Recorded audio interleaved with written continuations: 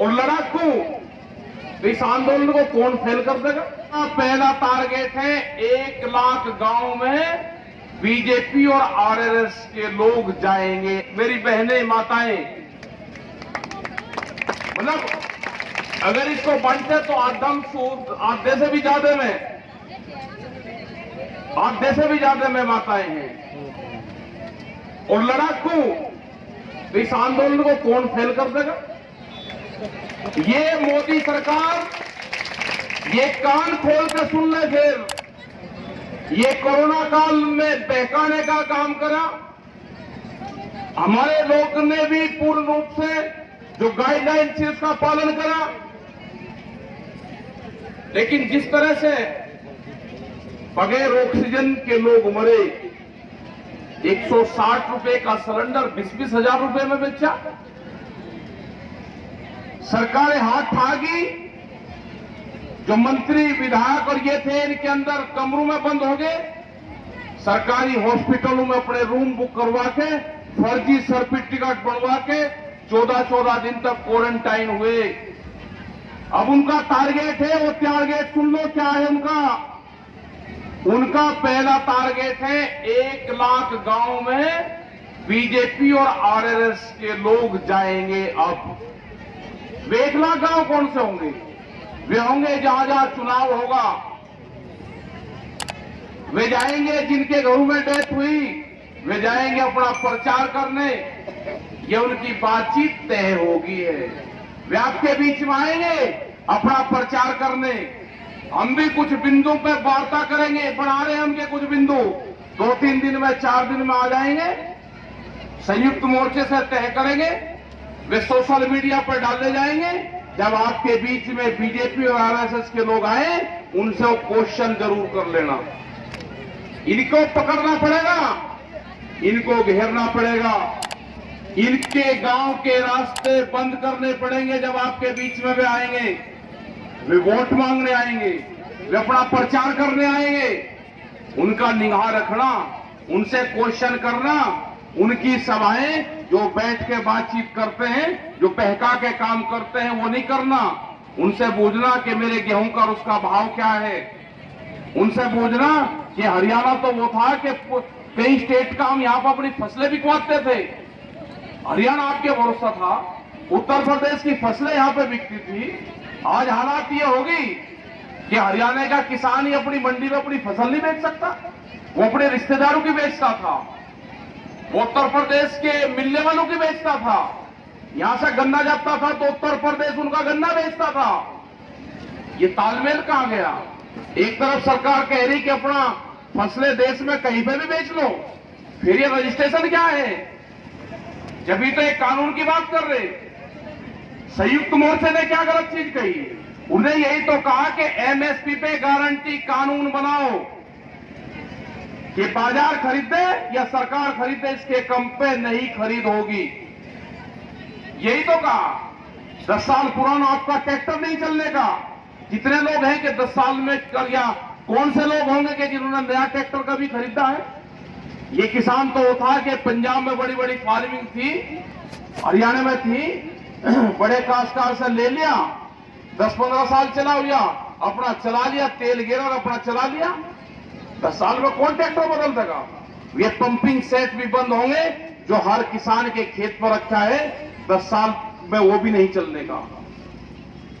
ये पूर्ण रूप से सरकारें बर्बाद करने पर लगी हुई है। आप गुजरात में, हम युद्धवीर सिंह गए, प्रेस कॉन्फ्रेंस करते हुए युद्धवीर सिंह को बीच में से उठा लिया पुलिस ने, उठा कर लेकर गई। वो आप सब लोगों ने देखा, वहां पे पुलिस स्टेट है, वो पुलिस की सरकार वहां पे चलती है। वहां पे 60 गांव की जमीन रिलायंस को दी आम की खेती करने के लिए।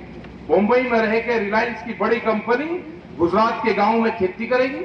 जो गुजरात का गांव था, वहां पे जो किसान थे उनको नुकसान था, लेकिन मुंबई में रहने वाला व्यापारी को फायदा होगा। ये गणित का सवाल कैसा है? जब आंदोलन होते हुए हरियाणा के अंदर मंडियां बंद हो रही है, बिहार के अंदर 2004 से मंडियां बंद है। मंडी का मतलब एमएसपी नहीं है, मंडी का मतलब है कि अपना माल हम ले जाके एक प्लेटफॉर्म पर रख लें, व्यापारी वहां पर आ जाए, खरीदार आ जाए और अपना माल बेच दे। भाव की लड़ाई तो दूसरी होगी, लेकिन सबसे पहले उस स्थान को बंद कर दिया जाएगा। ये होगा, इसके लिए लड़ाई लड़नी पड़ेगी। इसकी लड़ाई लड़नी ये नहीं कि किसान ये क्वेश्चन करने लगे कि ये आंदोलन कब तक चलेगा। क्या आपने कभी ये भी क्वेश्चन करा, जब पड़ोसी जमीन बेचता है और बगैर पता लगे सुबह उसका बैनामा करवा देते हो, आपने ये भी कभी कहा किसी को कि यह पड़ोसी की जमीन बिखरी मैं लूंगा, और लेसा ले लेते हो सारी जमीन, पूरी पड़ोस की जमीन खरीद लोगे। लेकिन ये कहना कि आंदोलन कब तक चलेगा, ये आंदोलन जब तक चलेगा जब तक ये कानून वापसी नहीं होंगे। और कानून वापसी करेगी भारत सरकार। बहुत सवाल होते हैं कि भारत सरकार कब करेगी। ये भारत सरकार करेगी, 2022 में कर लेगी, 2023 में कर लेगी, 2024 में पक्के कानून वापसी हो जाएंगे।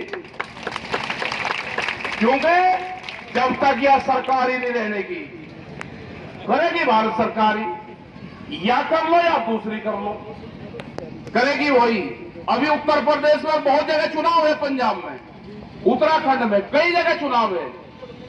इनको चिट्ठी लिखे संयुक्त मोर्चे की तरफ से, उन सरकारों को चिट्ठी लिखी जाए और चिट्ठी ये लिखी जाए कि आपके 3 कानून के बारे में आपका क्या है, आपका स्टेट का घोषणा पत्र क्या है, उसको जारी करो। जब वो घोषणा पत्र जारी होगा उसमें कानून के बारे में वे क्या कहते हैं उनको लिखा जाए कि कानून वापसी में आप करवाने के पक्ष में हो, कानून के पक्ष में हो, उनसे जवाब लिया जाएगा। उनको चिट्ठी लिखेंगे, वे ये तो हाँ करेंगे। अगर उन्हें हाँ करी हम किसान के साथ में हैं तो वे सरकार से गए, और उन्होंने कहा कि हम भारत सरकार के पास पक्ष में हैं तो किसान से गए। उनसे चिट्ठी पत्री में जवाब जरूर लेंगे, क्योंकि इलेक्शन आ रहा है। उत्तर प्रदेश में हो जाए जिला पंचायत में 3050 सीट थी वहां पे, और उन्होंने जीती है 642 सीटें बेईमानने से। जिसकी सरकार है 642 सीटें जीतती है 3050 सीटों में से। यही हाल उनका विधानसभा में होगा। आंदोलन सब जगह तेज है। संयुक्त मोर्चे की जो भी यहां से कॉल होती है पूरे देश भर में उस पर फॉलो होता है, उस पर काम होता है, और वे निगाह रखते हैं जे हमारे लोग वहां पर गए या नहीं गए, लेकिन वे निगाह रखते हैं कि संयुक्त मोर्चे की कौन सी कॉल आई, उस पर वो काम करते हैं। वो पुतला जलाने का काम हो, वो काला दिन मनाने का काम हो, मतलब कोई भी काम हो। ये मीटिंग अब शुरुआत हो चुकी है। बीमारी तो धीरे धीरे खत्म सी होली। एक बुखार था, चली गए, वो आफत जाली, वो बिहार तक जाली, अब यहां से सड़क के आगे वो पार करके शाहजहांपुर बरेली और लखनऊ से दूसरी तरफ जाली। एक ये वेव थी, वो ऐसे चली और ऐसे धीरे धीरे जान लग रही। लेकिन अभी थोड़ा सा बच के रहो। किसी का बुखार सुखार हो जाओ तो उसका इलाज करवाओ, जो उसकी गाइडलाइंस है उसका पालन करो। लेकिन अपने आंदोलन पे जैसे अपने खेत पे निगाह रखते हो, ऐसे ही दिल्ली के आंदोलन पे निगाह रखो। वहां पे आते जाते रहो, जब भी ये काम चलेगा। बहुत लोग कहते हैं, प्रेस के लोग खास करके, हमने प्रेस के मीडिया के लोगों को कहा कि आप बीजेपी के प्रवक्ता बन चुके हैं। हिंदुस्तान की प्रेस उनके प्रवक्ता का काम करती है सरकार के। उनसे हमारी पूरी बहस हो रही है। अब अगर वे आते हैं तो पूरी बहस होती है, सरकार की जरूरत नहीं पड़ती उनको, वही अपना काम कर रहे पूरे। जैसे इनको आने वाला पार्लियामेंट में टिकट लेना हो ही नहीं कोई, जैसे चुनाव लड़ेंगे ये। तो ये हालात आज हो रही। लेकिन सोशल मीडिया, कुछ प्रेस के लोग हैं, कुछ प्रिंट मीडिया के लोग हैं जो आप लोगों का साथ देते हैं, उनका धन्यवाद हम करते हैं। तो जो आंदोलन चल रहे हैं यहां पर, तो बहुत बड़े बड़े आंदोलन हुए। मतलब आंदोलन करोगे जेल से डरो, ऐसा कैसा हो जाएगा? आंदोलन करना जेल में जाना, जेल सरकार का काम है, भेजो जेल में। घासीराम नैन भी जेल में रहे, चौधरी टिकैत साहब भी जेल में रहे, बहुत लोग जेल में रहे, चौधरी चरण सिंह 18 महीने जेल में रहे। तो अगर किसान नेता बनना है तो जेल में भी जाना पड़ेगा। रोज की रोज जानी है कि एक दिन पकड़ेंगे दे आंदोलन, दूसरे दिन पकड़ेंगे दे आंदोलन। भाई तू जेल में चल, वहां पे भी तो जरूरत है, वहां पे जो कैदी है वहां का भी तो सुधार करना, वहां पे भी सुधार करेगा अपना, वहां पे भी पार्टी का काम करो, अपने संगठन का, अपने यूनियन का काम करो वहां पे भी। और आप लोग भी भाई, मेरी माताएं सारी बहनें बैठी हुई हैं, आपकी भी बहुत हिम्मत है। आपको भी जब आंदोलन, एक यूपी मिशन शुरू होगा तो एक बड़ी पंचायत होगी, तो बड़ी पंचायत में भाई सारी माताएं बहनें आओगे, वही रखेंगे मुजफ्फरनगर या वहां पे यूपी में एक बड़ी पंचायत करेंगे, वहां से यूपी मिशन का शुरुआत होगी और वह पूरी फौज वहां पर आनी है उनकी।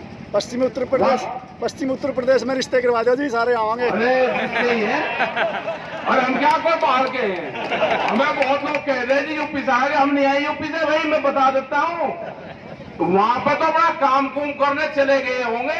हमारा गांव है मल्लाना, सोनीपत में, हम यूपी के नहीं, हम है सोनीपत में।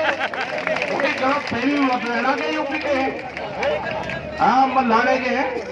अपने जाकर ढूंढेंगे जमीन, ले जाऊंगा एक दिन खाप पंचायत के लोगों को, ढूंढो भाई, पंचायत करो, हमारी जमीन कहाँ है वो बताओ, हमारा ठिया तो होगा वहां पे, कुछ ना कुछ तो होगा। देखो बढ़िया चल रहा है, आप इस आंदोलन को चलाओ, शांतिपूर्ण तरीके से चलाए, ये आंदोलन लंबा चलेगा। हमने कहा कि हमारे पंच भी वही है, हमारा मंच भी वही है, न हम पंच बदलेंगे न मंच बदलेंगे, और न भागते एक पीछे भागेंगे। भाई पंचायती तो फैसला था कि जो लोग डर के भाग गया वो उसके पीछे नहीं जा करते। भाई भागते हैं क्या, लाठी नहीं मारा करते, डर का भाग गया कहीं की लाठी मारो।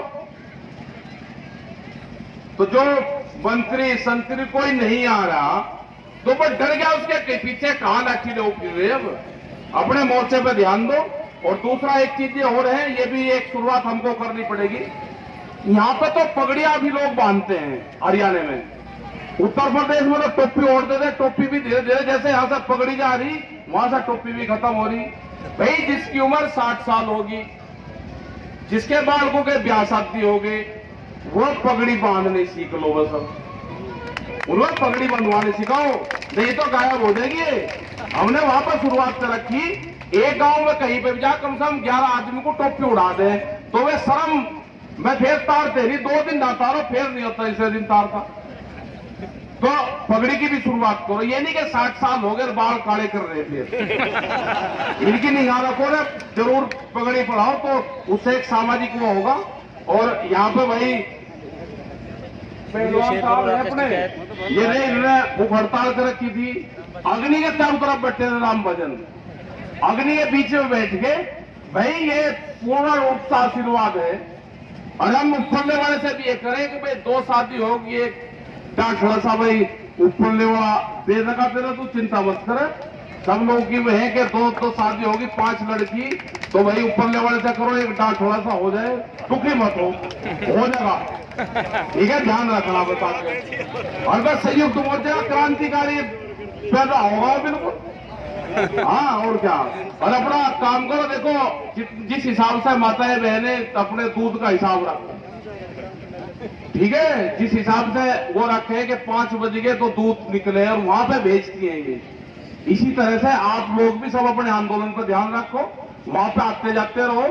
और हरियाणा, पंजाब, उत्तर प्रदेश की बहुत बड़ी जिम्मेदारी पूरे देश के किसान आंदोलन की है। ये पूरा देश का किसान आपके भरोसे है। तो दिल्ली के 300 किलोमीटर का क्षेत्र है ये। तो आपका बहुत बहुत धन्यवाद। जय हिंद, जय भारत, जय हरियाणा।